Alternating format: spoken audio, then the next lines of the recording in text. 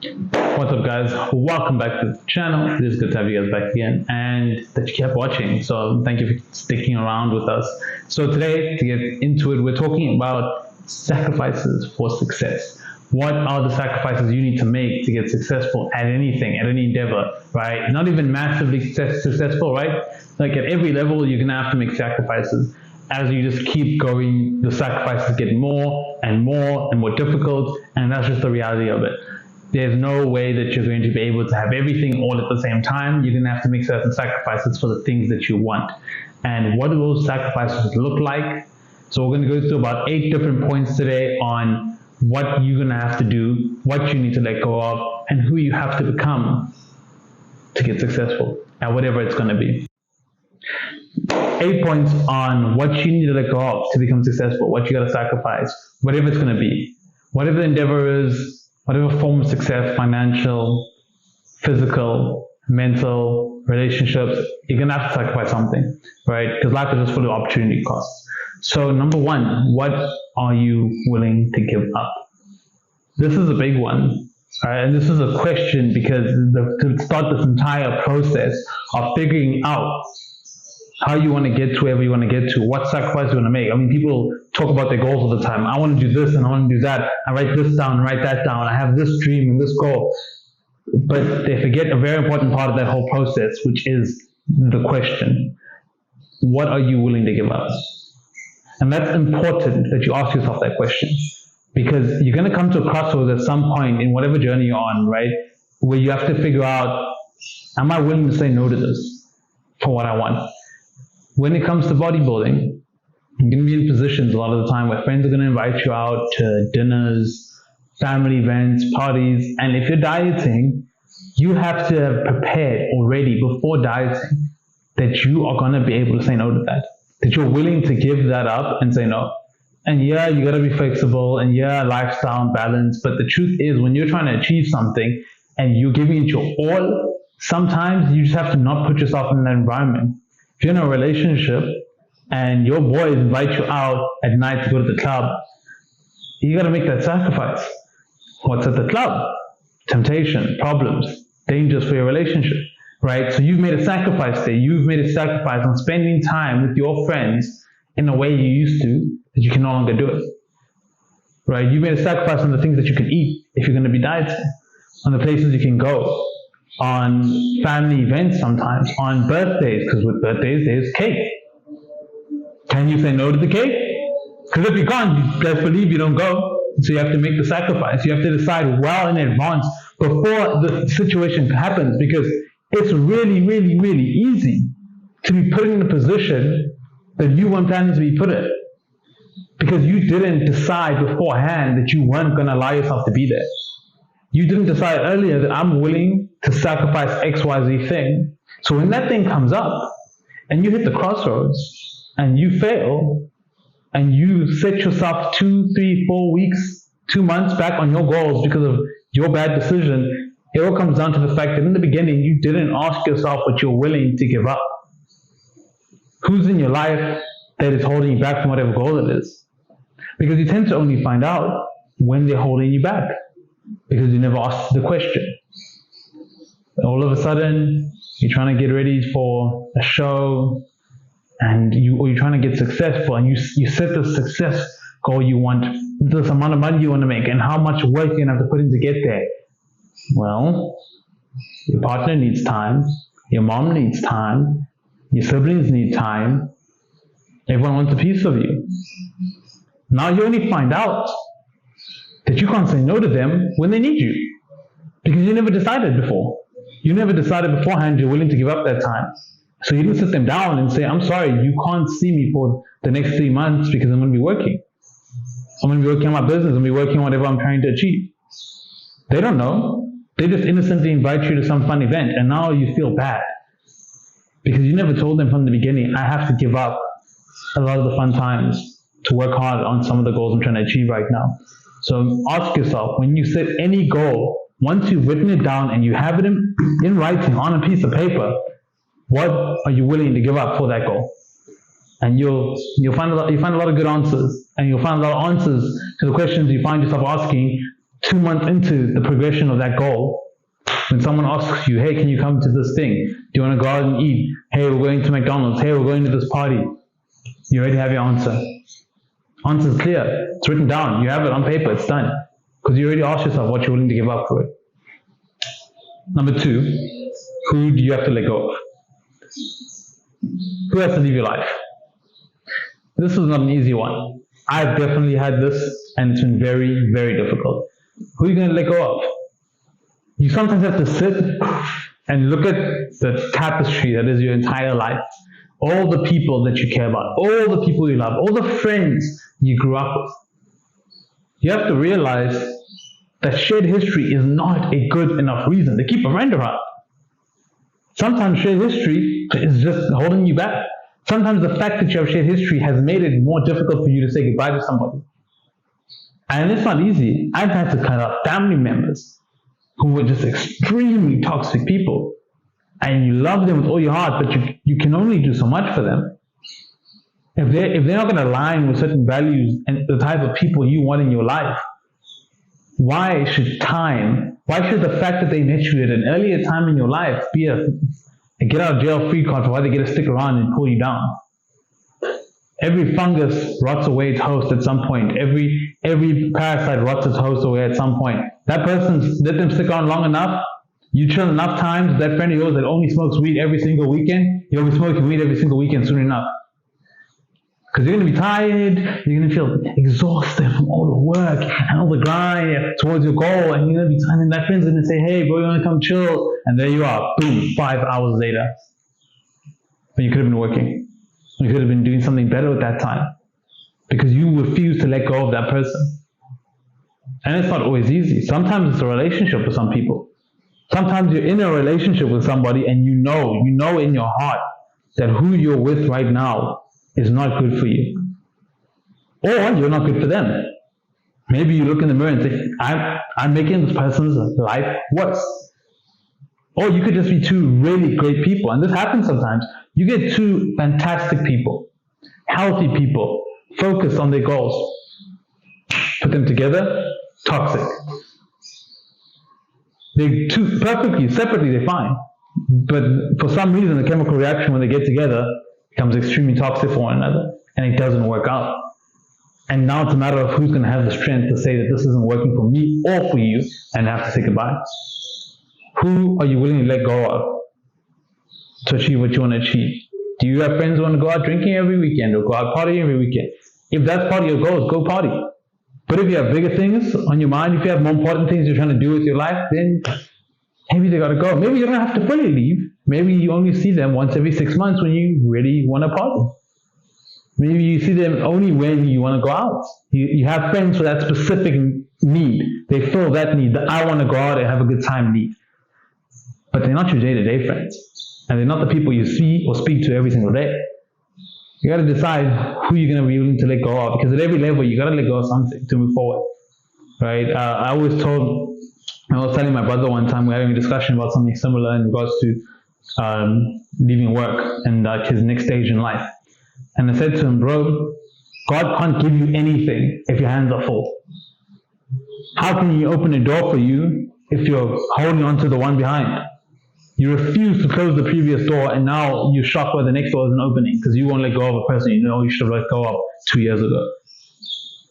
Number 3, what beliefs are holding you back?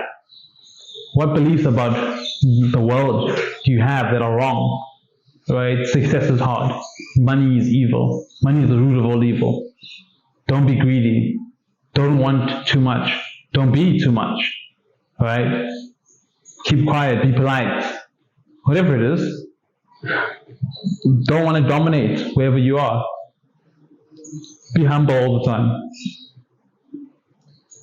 Why? Don't speak about money.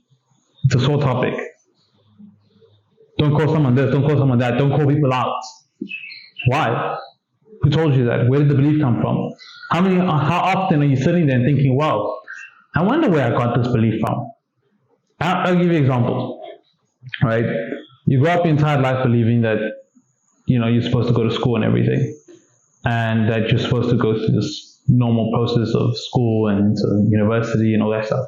And it's a lot more, still prominent in Africa, a lot more than it is in certain parts of the world. But you grow up believing that. Everyone tells you that's how it's supposed to be. At some point, you sit down and think, well, where did I get that belief from? Who told me that? Who said that this is how it's supposed to be? Who said that I'm supposed to go to school and then go to university and then get a normal, like a corporate job like this and like that? And who said that? Where did they come from? Most people never ask. So because you never ask, you've never questioned. You've never questioned it. You remain with this belief for many years of your life. And someone eventually has to come along and try and shatter it for you. And that's if you're lucky. If you're lucky, you'll meet someone who talks to you or hear something that shatters your belief. But if you're not lucky, the world will shatter your belief for you. You would have worked tirelessly at your wonderful corporate job to meet some 21-year-old entrepreneur who learn how to make money online. That's the reality of it.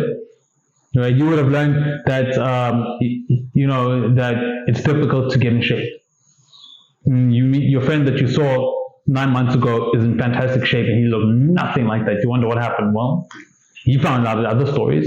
He found out a different belief that it's not so hard. So whatever it is, when you're trying to climb, when you're trying to get better at something, get more successful at anything, you got to ask yourself, well, what is it that I believe about success that's holding me back? What is it that I believe about success in this particular field that I am wrong about? Where am I missing it? Right? I'll give you a good example. I work in sales. Sales is a numbers game. Well, sales is a numbers game, but is it? Let's say you've been working one job for 6 months. You have a thick amount of pipeline. Are you still making 150 calls? Or are you making 50 calls because your pipeline is thick enough to keep building up? So then the belief changes. Then you also realize that the belief you had to get from 0 to 1 will never be the belief you need to get from 1 to 2. As you keep going up at different levels, you have to drop each belief along the way. What are you believing that's holding you back and not letting you kind of get to the next level? Number 4, who are you pretending to be and who are you really? So number 4 and number 5 are linked up quite well. So who are you pretending to be? Who are you acting like? Why this is on a list of things you have to sacrifice is because oftentimes you kind of have to sacrifice the perception you put out there. You have to sacrifice what you've let other people know about you or how you want other people to look at you because you've created this image, you've crafted this character, and now you're stuck in that character. But the character, for instance, may seem to have it all together. And that's the problem. Maybe who you really are is a mess. Maybe who you really are is a depressed, tired, fat, just struggling human being who has no way of getting out of it. And the reason no one can help you is because you keep acting like you have it all together. You may be shocked that you finally start acting like you don't have any of it together. All the right help shows up. You struggle with money, your friend who's rich comes and helps you out and says, hey, yeah, let me help you make money, let me help you get a job. You're struggling with fitness, you have a friend in the gym who says, yeah, well, come train with me every single day. Let's go do it. I want you to win just like I'm winning. But they can't do that because you put this front up. You put this image up of who you're trying to present to people. So who are you pretending to be and who are you really? You have to let go of the person you're pretending to be, and you have to be honestly and fully yourself. Step into who you really are. Everything you believe about yourself at your core, start acting like that. Start releasing the parts of you that are aggressively want to win, that you've been hiding from people. The parts of you that aggressively want to dominate a space and ruthlessly, without caring for anybody else's feelings, let it out. You may find out you're not the only one who thinks like that. Maybe you're not the only person who wants to be a winner, and you meet other people who are like, bro, the way you think is badass, let's go. So be who you really are and drop the person. Let go of the person that you keep pretending to be, because you can't get help if you keep acting like you don't need it. Because no one's going to show up for a person who has it all together. Number 6, I think. Number 6. Yeah, number 6. What fears are you holding on to? So this is a tough one because I actually recently had a running with it about my own personal fears. And I had a meeting with a new kind of mentor that I got, which was quite cool. And we got to chatting initially in the sauna at the gym. I learned a lot from him just in like 5 minutes. I was like, holy crap, this guy is super, super smart. And he knows what he's talking about. So we went, we sat, we had coffee, blah, blah, blah. We chatted. And then while he was talking, I was like, you know what? I think I still have in certain parts of my life a fear of failure. And we then spoke about it, and I asked him, look, well, what do you think I'm missing? Right? Because I'm trying to get better, right? I don't have it all figured out. I got missing pieces all over the place. I was talking to him, I was like, bro, I'm so frustrated. I'm not doing good enough in anything, right? There's all these things missing. So what I realized, I was like, you know what? There's still parts of my life where I experience fear of failure. And I had to be honest. I came to my girlfriend, and I was like, she was like, how was it? What did you learn? I was like, well, I kind of realized I still have pieces of me that are scared to fail. And I need to jump straight into them. And that's what's been stopping me from going all in on certain things. So what are you scared of? Be honest.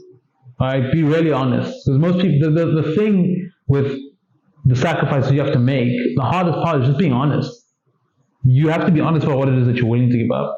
You have to be honest about the people you have to let go of, because you know who it is.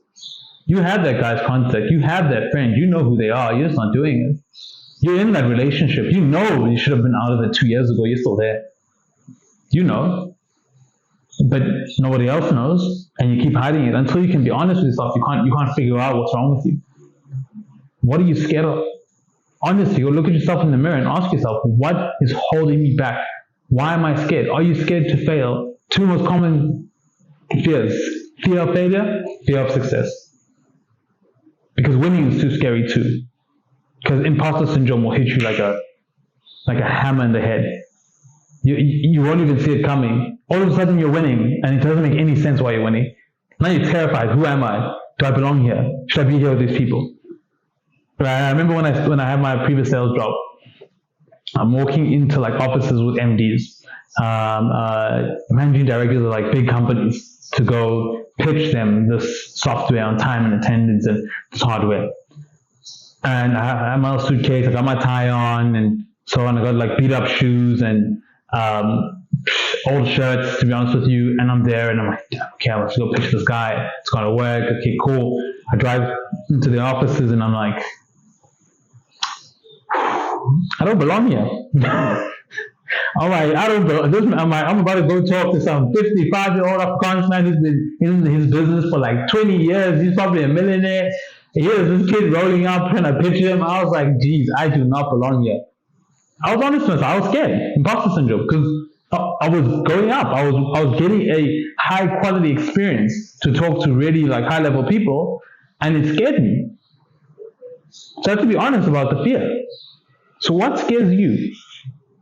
There's fear in everything. Go to the gym.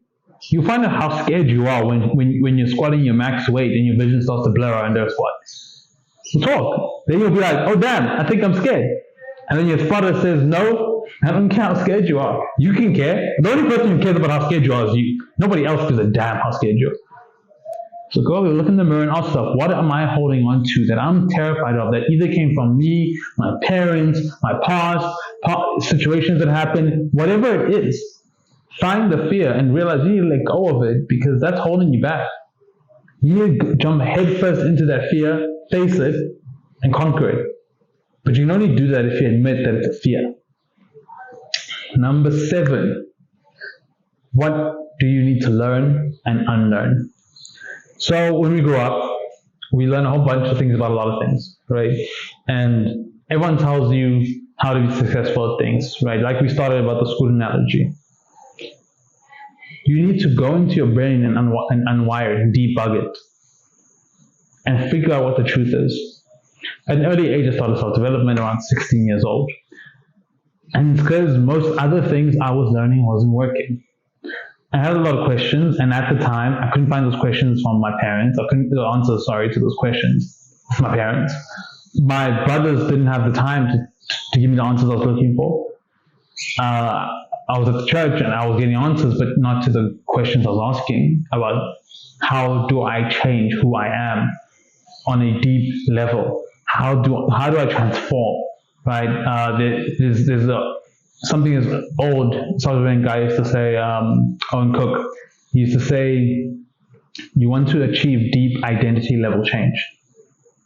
Those are words that have always stuck with me. Deep identity level change. What does that look like? How do you go into your brain and rip out all the nonsense people have been putting in there for years? Teachers who told you you're not good enough. Bullies who treated you like you weren't good enough. Girls who rejected you, made you feel like you weren't good enough. Everything that was in there, in your head, right? Ideas you had about how to do XYZ thing. How does money work? How does fitness work? You all realize that if you ever go and tell your family you want to get in shape, everyone has an opinion. Everyone has an opinion. They got chips and ice cream in the fridge. They've been on the couch for 50 years, bro. They haven't seen a treadmill in 20, and they have all the advice to give you about fitness. They got all the stories, bro. Every single one of them on how you can lose that weight. Your mom knows, bro. Your mom and your dad know, bro. Doesn't matter that your parents are out of shape. They know. My parents did this to me. I'm there trying to get in shape. What's the first thing? Do this. They don't know anything. I had to unlearn all of the nonsense that they try to tell me. So, and it's in a lot of things. You're going to have to unlearn things. You're going to have to unlearn a lot of things from the world. The world's going to try to teach you things. You have to search for real answers. Well, who's successful? At my age, I was obsessed with Grant Cardone. What does Grant Cardone have? Well, Grant Cardone has that jet. He has the cars. He has the real estate. He's on platform speaking. He runs one of the biggest business conferences in the world. I'm like, looks pretty good. Okay, cool. What does he say about this? Right? I looked at Tony Robbins. Well, he dominates the space in self-development. He's one of the most well-educated investors now in the world. Like, what is he doing? What is he learning? I want to learn that too. That's a good model. Okay, cool. Found him. Let's keep going. Who else is there? Well, Tony said that he learned about investing from Ray Dalio. What does Ray Dalio know? You follow the chain. The answers are out there. It's just so happens for 90% of us who are not born into some magical family where our parents built their own multi-million dollar business, and now they're going to teach us everything they know. And not only that, our parents are professional bodybuilders on top of it. And they balanced and spiritually perfect and connected with God. Most of us don't have that. And if you're like the average person like myself who doesn't have perfect parents, because parents always try the best they can, you have to unlearn a lot of the things they teach you. If you go to school, you're going to learn a whole bunch of stuff at school. You have to learn the things you learn at school. And you have to decide what it is you're going to learn and who it is you're going to learn from. What standards are going to metric who you learn from? What should someone have in place for you to learn from them? I'm a kid. I go to my mentor, Kamo. I'm like, Kamo, I met this guy online. I saw him. He's so cool. His name's Ty Lopez. He's got all this money. First question you ask me, so how does he make his money? I'm like, he speaks online about how to read a book a day. He's like, you idiots. Go find out how the guy makes his money and then come back and tell me why you think it's so great. So I learned quite quickly there needs to be a criteria for who you listen to, what they've achieved, proof of what they've achieved, how they've achieved it. It needs to be pretty transparent so you can understand that it's not through magical air and fairies. They didn't just inherit it and now they're talking about success. So you have to have a metric on who you're going to learn from and then start learning. Read books, audio books, invest in Audible. Just honestly, every single friend of mine knows this. I tell them all the time. They don't listen. It's their prerogative, but trust me, invest in Audible and then unlearn everything and learn new things. Take in knowledge. So, to end us off with our perfect, beautiful list, we have number 8 because it links perfectly into number 7, books on success. Let's go. So first one, I'm going to give you, some are going to be generic. It is what it is. That's some of the ones I'm going to give you. They're still some of my favorite books because I'm just giving you the ones I love and usually ones I've read multiple times. Number 1, you guys all know it. If you haven't read it, you're just not interested in learning about success, then it's fine. Turn off the channel, go find some other place. But Think and Grow Rich, Napoleon Hill. I think I've listened to it 5 times, maybe 6. Just honestly amazing book on you gotta start with the roots. If you're learning anything, start with number 1, where it all started. The first proper documented book on a method of success, Think and Grow Rich. Number 2, love The Alchemist. Read it 4 or 5 times. I actually read the physical book because I don't read physical books much anymore, so it was really good to read a physical book. Honestly, just a gem. Awaken the Giant Within, Tony Robbins. Be Obsessed or Be Average, Grant Cardone. Just on pure obsession with wanting to be the best. Winning by Tim Grover. I finished it for the 2nd time now, and it is honestly a gem of a book. It's just going to teach you how to have an aggressively strong winning mindset. The Way of the Superior Man by David Data. It's going to teach you how to understand the masculine and feminine poles, because you cannot be successful if your partner is not on the same page as you. And for you to understand your partner, it's very important that you understand the masculine and feminine poles. If you can navigate them, save you a lot of time and a lot of energy. Just going forward into life, it's going to save you a lot. So that definitely stands on the top of my list. If you're going to be in sales, because I believe everybody's in some form of sales, there's 2 that I'm going to put that are going to kind of be in one. It's going to be Fanatical Prospecting by Jeb Blunt, and it's going to be, what's it called? I forget the name. It's by Mike Voss. The Art of Negotiation by Mike Voss, one of the best negotiators in the world. That was a really good one, and I think it just taught me a lot about how to negotiate any deals and how to come out of the deal on top. And I'll cap it off with Principles by Ray Dalio and The Richest Man in Babylon and How to Save and Use Money. I don't know how many that came up to. There will be a magical list that pops up over here. But guys, that is our 8 points on the sacrifices you make for success. Why the books are there is because you don't just get it for free, right? Reading takes time. It takes you getting in the car and going to buy a book. It takes you spending money on buying a book. It takes you paying for an Audible subscription. Since my first stable job when I worked at Chrome Supplements at 19 years old, I've had an Audible account.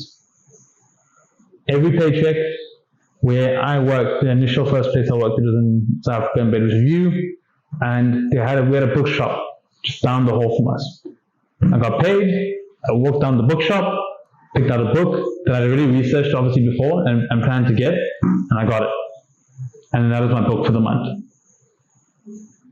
So I'm not speaking to you as if I haven't understood what it's like to not be making a lot of money, to be living with your parents, to just be trying to make ends meet, if you're trying to train, buy food and supplements for yourself and stuff, like, it's not easy. But I invested in the education because I knew it was going to pay off. I knew it's going to keep giving to me because I cared about improving myself. I cared about my self-development. So I was willing to spend the money on it.